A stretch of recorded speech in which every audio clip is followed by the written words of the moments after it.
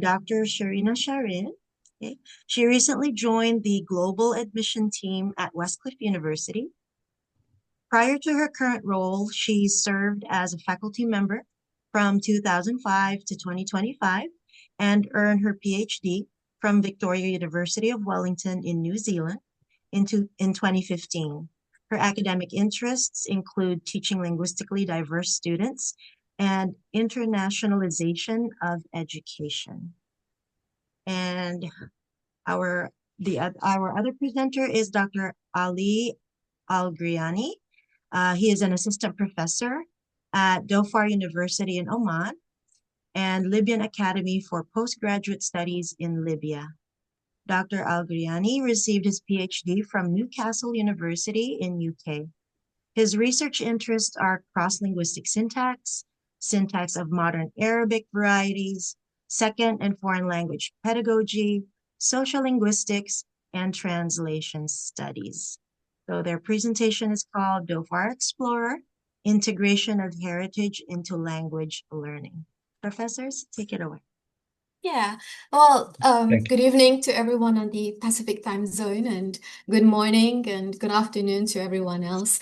Thank you for your time and thank you for joining our session. So my name is Sharina, and together with my research colleague, Dr. Ali Al-Griani, we'll be presenting our ongoing research project called Dhofar Explorer. So Dhofar is the name of a place. Specifically, it is a governorate located in the southern part of Oman. I will explain more about Dhofar in the following slides, but I would like to reiterate that this is an ongoing project. So what we're going to do today is we'll walk you through our big research questions and how we narrow down the scope of the study into what it is today, which is the development stage. So it will not be your usual research presentation, as there will be no data analysis, there will be no summary of findings. We welcome questions and feedback, comments, whatever you may have that can help strengthen our research, but please be gentle. So the photo that you see here, this is the Museum of Frankincense Land. This museum is located in Salalah, which is the capital of Dhofar. Now, this museum is named after the tree that you see here, which is the frankincense tree. Now, if you're into perfume, you're probably familiar with the smell of frankincense. So traditionally, the resin from the frankincense tree is used to make clothes smell good, the house smell good. Also, the people in Oman, the resin of the frankincense tree, they soak in water overnight and they drink it the next morning because they believe it has, it's good for their health. But it's only quite recently that scientists found that this frankincense tree has contained medicinal properties, particularly the anti-cancer properties. So why this photo is because this museum is the key inspiration behind this project. What was supposed to be a random visit to the museum on a Tuesday afternoon, the networking, where we met now our project collaborators, Dr. Joy McCarriston. She is the professor of anthropology at Ohio State University. She's also the director of Middle East Studies. We also met Dr. Ali Al-Khatiri, who is the director of Culture and Heritage in Dhofar. So this formed our research group. That's the photos of the frankincense that I was explaining earlier. A little bit about ourselves, as moderator has explained. I joined Westcliff University about 6 months ago. Shout out to some of my colleagues who are here. I see you, I appreciate you. I'm also an adjunct assistant professor. I teach a Germany module supported by the Erasmus Plus grant through the European Commission. Prior to joining Westcliff University, I was in Oman for 5 years, during which I was an assistant professor, and I had the privilege of working alongside my colleague, Dr. Ali Al-Griani. Dr. Ali, would you like to briefly introduce yourself? Okay, good morning, everybody. I'm Dr. Ali Al-Gariani. I'm an assistant professor of linguistics and translation studies at Dhofar University. I'm also a faculty member at the Libyan Academy for Postgraduate Studies. I am specialized in linguistics, specifically generative syntax, but I also have some interests in sociolinguistics, translation studies, and second and foreign language pedagogy. Yeah. And what you see on the screen are QR codes which link you to our previous publications if you're interested, some of which we wrote together, some of which we wrote independently with other colleagues. Just so you know, my background is in education, specifically policy and implementation. Dr. Ali's background is linguistics. This is our research overview. I'll give you 2 seconds to read through them because we're on a time crunch.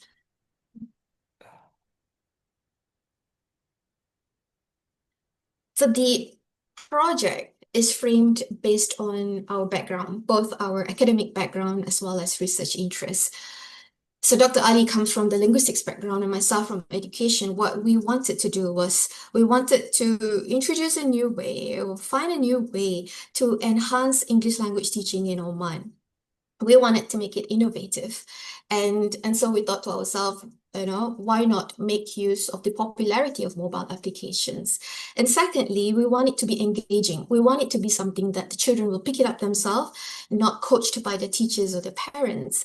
And thirdly, we wanted to incorporate heritage knowledge. We want this knowledge to be passed down from one generation to another. And we want it to be accessible. We want heritage knowledge to not be confined within the space of a museum or heritage sites, so that children who live outside of the sites could also access the heritage knowledge. So essentially, our project addresses the following research problem, but I just want to highlight, let me use my pen. I just want to highlight this one over here. Oftentimes, when we visit museums, heritage sites, art galleries, the brochures, the QR codes, these information are written for adults. So children who go, on field trips or in classroom field trips or with their parents, they will depend on their parents to provide this information to them. And so we want to challenge that. We want to find a way so that the children can independently choose what artifacts they want to look at, what information they want to discover more. And this fits very beautifully in the concept of conscientization introduced by Paulo Freire. And so in a study that wants to investigate heritage knowledge, it's important that we ask the question, what is heritage? And more specifically, what does it mean, Dhofar's heritage? And on the surface, the definition of heritage is quite straightforward. Heritage could take form of tangible, like architecture, clothing, etc.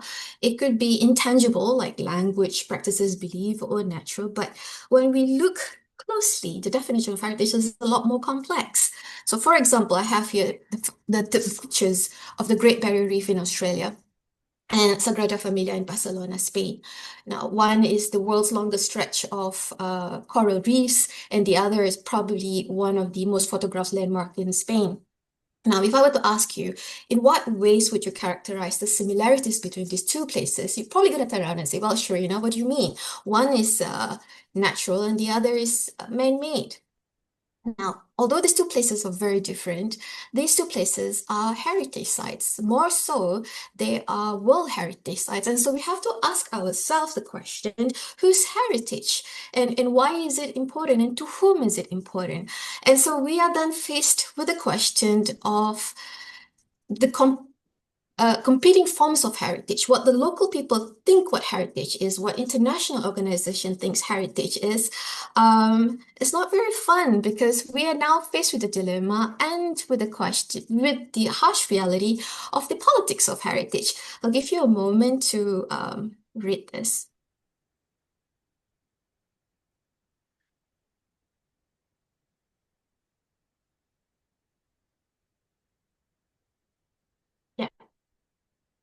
So then it was very important to us that the information, the elements of culture, whether it's artifacts or sites that we include in the app, is something what the community values.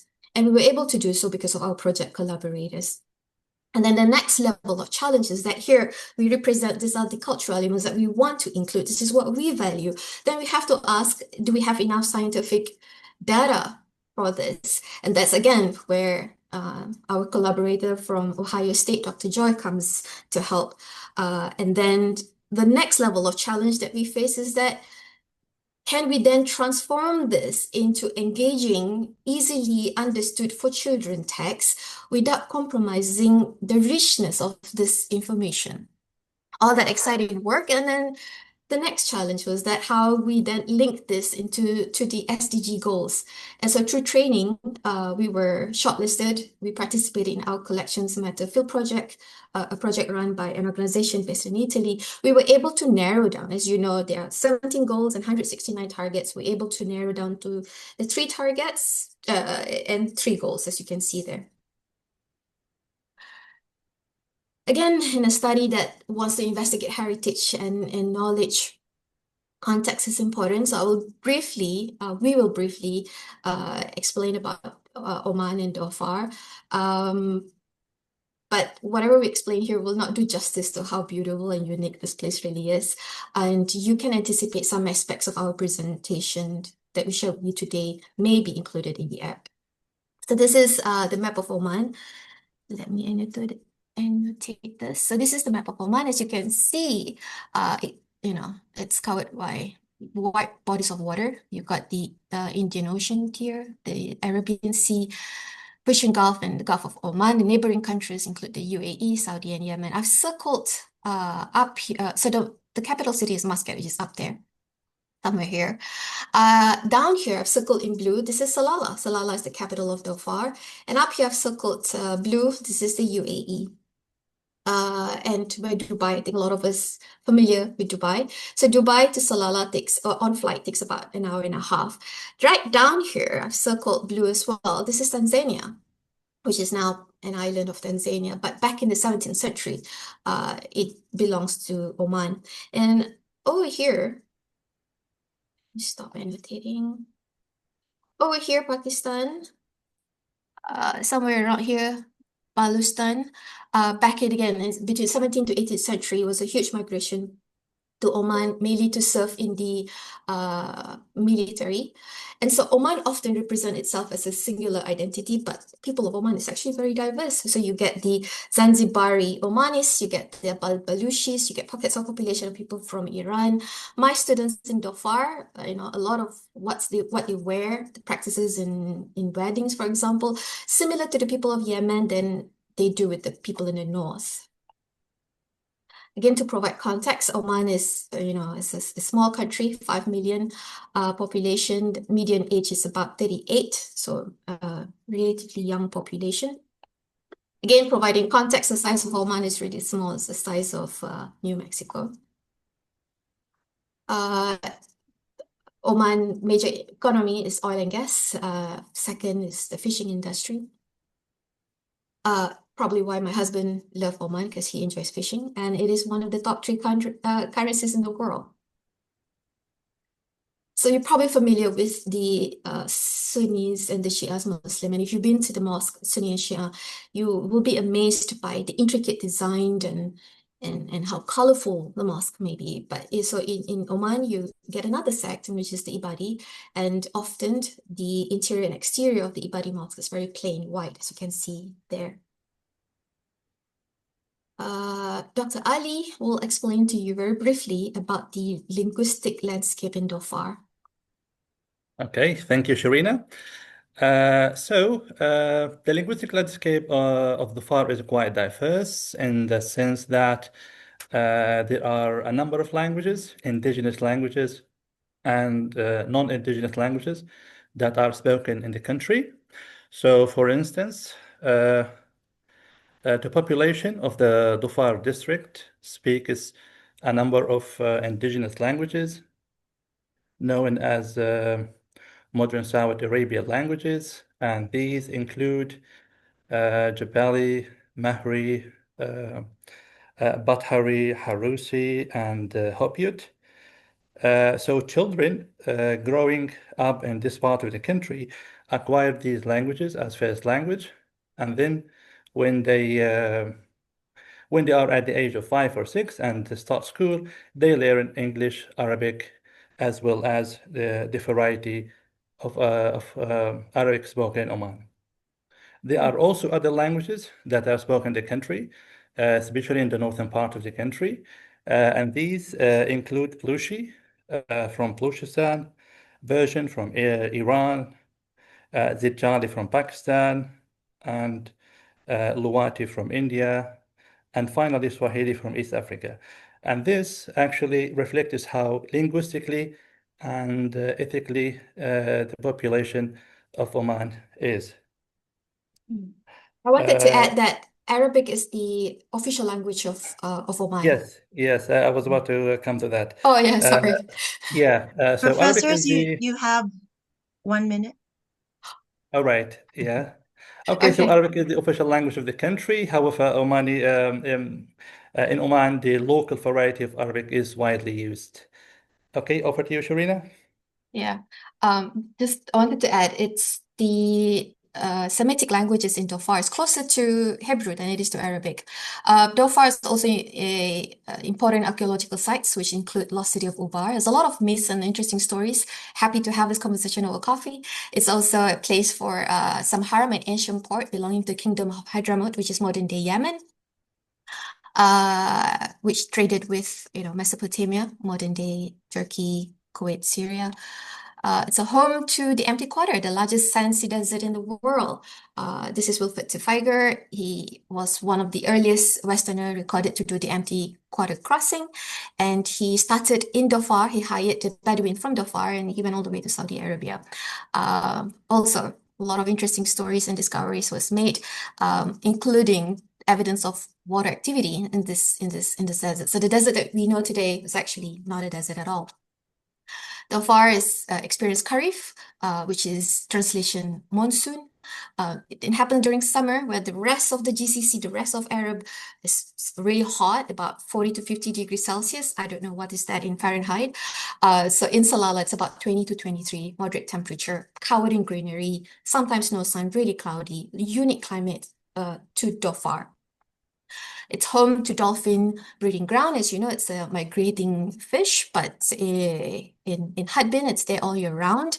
The unique diversity of the marine life. And I want to highlight here is the abalone over here, which you probably have read stories about female divers in South Korea. You have that in Mirbat as well, where it's quite interesting. You got one day, all the male will dive from a abalone, and then another day, all the female, and they free dive. So here I am wearing all the scuba diving gear. The female divers, often occupation by the older woman, they dive free diving 16 meters deep. So 1 kg of abalone is about 70 to 100 kgs, and the diving season is between November to December, and that often sustain their life. I'm sorry, professors, but we have to move on to the question and answer. Gotcha. Actually, yes, you can share. You can of course send the slides later, for all of us to see. If anyone has any questions for our presenters. Yes, I have a question. Yeah. Sorry, I joined the meeting a bit late. It's very interesting what I just happened upon. I noticed you were saying that were those photos of you free diving? I was with scuba diving gear, but the female divers, they free dive for the abalone. Oh, I see. Yeah. That's so interesting. Mhm. So were you saying that you yourself have scuba dived as well for the same purpose? I scuba dive, did not free dive. I don't have the skills, but yes, Ah, the occupation was picked up by the older woman in Mirbat. The younger ones, sadly, are not picking up this job. oh, I see. Very Mhm. interesting.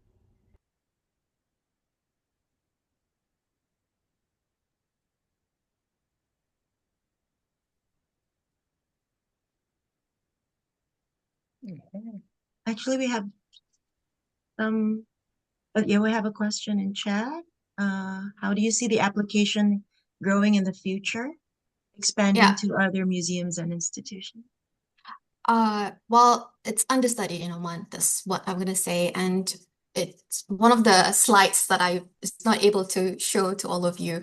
Was about the EDI model that we use when we developed the app, and so we are hoping that the incorporation of heritage into language learning and present it as a tool. This is understudied, so hoping that it will be a catalyst to the other courses, not just English language, but other things as well. So possibly that's one way.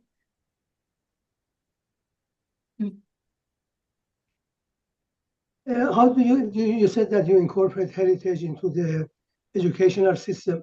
How do you keep the balance between keeping a heritage and the economic and social changes that keep on happening? How do we integrate heritage knowledge and How keep do a you keep the balance? balance? I mean, the students should be taught about the changes that are taking place, Mhm, social and economic changes, mhm, while learning about heritage. mhm. This is presented as a language learning tool. It's presented for the students in Oman, in the classrooms in Oman, to learn the English language. And we wanted to make it relevant to their lives. And instead of, they have textbooks often purchased from English-speaking countries. Reading about a teddy bear versus reading about your own culture, and you learn a language. So I don't quite know how the teachers in social studies or economy would integrate this, but I see that as integrating heritage knowledge through language learning.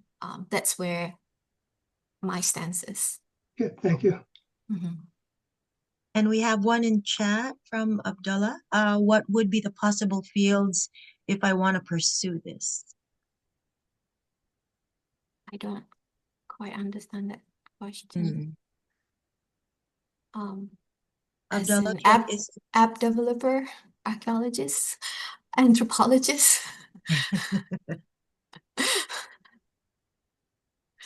with language, it's Yeah. pretty much anything, I believe. Yeah. All right. Do we have any more questions in chat? Oh, okay. Correct.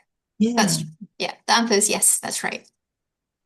I do have a question actually.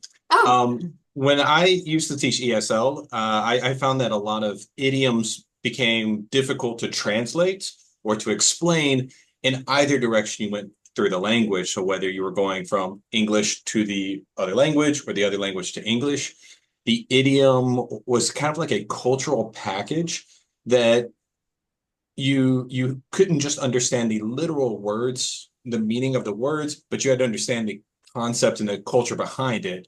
So I'm always curious about them. Do you have any Dhofari idioms or kind of like ideas that may be hard to translate into English? I think Dr. Ali, this is your area of expertise. Okay, all right.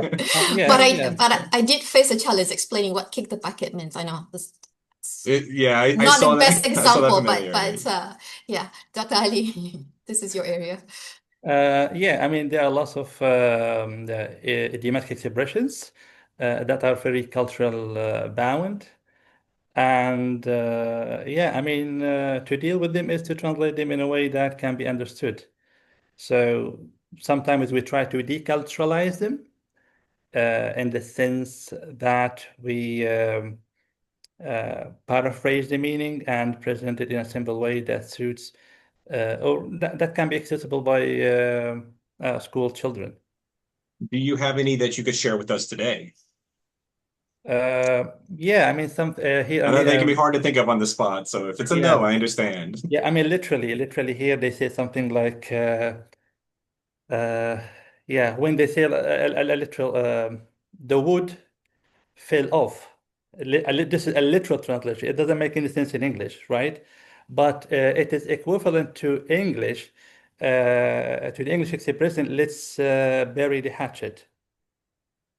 Let the wood fall off. Okay, very interesting. Yeah. So kind of like, yeah. So is that I because myself, the trees I grow? myself, yeah. So I Very myself, interesting. when the student said this to me, I couldn't, understood what the meaning is, and then they explained to me the meaning. So it Thank is you. Yeah, that was very terrific. I love it. Dhofari, cultural expression. Very interesting. Thank you. Yeah. Wonderful. We have one more. We can only take one more question. It's already at the top of the hour. You mentioned that the languages in Oman are more related to Hebrew than Arabic. Why is that so, even though the neighboring countries speak Arabic mostly? I don't want to go into the debate of language versus dialects, but it's not the languages in Oman. It's the language is Omani Arabic, but we're talking about the varieties in Dhofar, which is a Semitic language, and it's not a written language. And if it's not spoken, it will die, it will extinct, right? So Dr. Ali, working, among the professors who are working to preserve this language. So the Semitic language is an old language. It existed there even probably longer than the Arabic, right, Dr. Ali? And neighboring country, such as Yemen, they also have the Semitic language. I believe in the island Sokrata, they have their own Semitic language, don't they, Dr. Ali? Yeah. I mean, Arabic, Hebrew, and modern South Arabian languages are all Semitic languages, Yeah. right? Mm. Yeah. So as we said, I mean, Arabic is the official language, but in addition to Arabic, a number of other languages are spoken. For example, the modern South Arabian languages, Mahri, Jabali, Harusi, Yeah. Bathari, etc. For example, the native speakers of Jabali is, I mean, over 90,000 speakers, right? So, I mean, these languages are spoken just in the south of Oman. In the northern part of Oman, other languages which are non-indigenous languages, as I said, like Plushi, Persian, Zajali, and Swahili as well. And this, as we Right. said earlier, reflects the ethnic and linguistic diversity of the country.